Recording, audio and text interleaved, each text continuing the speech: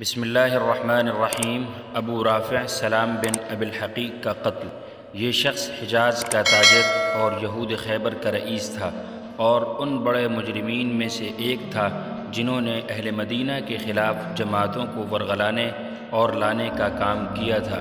چنانچہ جب مسلمان جنگ احزاب سے فارغ ہو چکے تو قبیلہ خزرج کے 5 آدمی اس شخص کو قتل کرنے کے لیے تیار ہوئے۔ پھر یہ لوگ خیبر کے اطراف میں واقع اس کے قلعے کے پاس پہنچے۔ اس وقت سورج غروب ہو چکا تھا۔ ان کے قائد عبداللہ بن عتیق رضی اللہ عنہ نے کہا، تم لوگ یہیں ٹھہرو، میں جاتا ہوں اور دروازے کے پہرے دار کے ساتھ کوئی لطیف حیلہ اختیار کرتا ہوں، ممکن ہے اندر داخل ہو جاؤں۔ اس کے بعد وہ تشریف لے گئے اور دروازے کے قریب جا کر سر پر کپڑا ڈال کر یوں بیٹھ گئے گویا قضائے حاجت کر رہے ہیں۔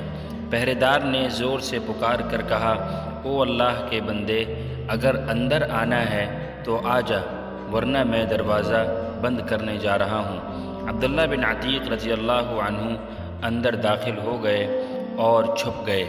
جب لوگ سو گئے تو انہوں نے کنجیاں لی اور دروازہ کھول دیا تاکہ بوقت ضرورت بھاگنے میں آسانی ہو۔ اس کے بعد انہوں نے ابو رافع کے حجرے کا رخ کیا۔ ادھر جاتے ہوئے جو دروازے کھولتے اسے اندر سے بند کر لیتے تاکہ لوگوں کو اگر ان کا پتہ لگ بھی جائے تو لوگوں کے پہنچنے سے پہلے وہ ابو رافع کو قتل کر لیں۔ جب اس کے حجرے میں پہنچے تو وہ اپنے بال بچوں کے درمیان تاریکی میں سو رہا تھا اور پتہ نہیں چل رہا تھا کہ وہ کہاں ہے، لہذا انہوں نے آواز دی، ابو رافع۔ اس نے کہا، کون؟ عبداللہ رضی اللہ عنہ نے آواز کا رخ کیا اور تلوار کی ایک ضرب لگائی، لیکن چونکہ ہڑبڑائے ہوئے تھے اس لیے کاری ضرب نہیں لگی۔ اس نے زور کی چیخ ماری اور وہ جھٹ سے باہر نکل گئے اور آواز بدل کر آئے گویا مدد کرنے آئے ہیں۔ کہا، ابو رافع، یہ کیسی آواز تھی؟ اس نے کہا، ایک آدمی نے ابھی مجھے اس کمرے میں تلوار ماری ہے۔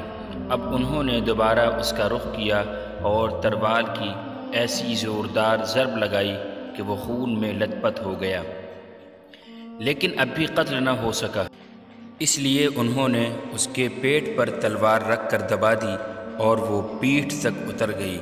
اس کے بعد انہوں نے ایک ایک دروازہ کھولا اور باہر نکلے۔